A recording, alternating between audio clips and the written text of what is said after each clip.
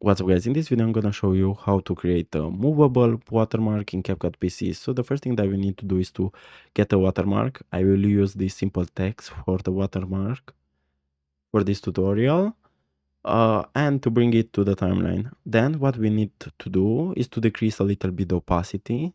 So to do that you have to go to video and basic then, and we're gonna activate blend. And here, as you can see, we can decrease the opacity. We're gonna make it like 30%, like so. And then what we want to do is to match our watermark to the video, like so, to the entire video.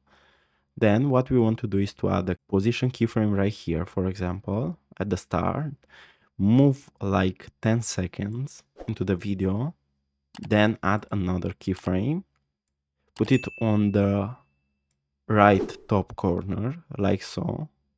Then move again like 10 seconds. Let's put it on the top left corner. And then again 10 seconds. Another keyframe, but this time it's bottom right corner. So as you can see, our watermark is now movable and it's in an entire video.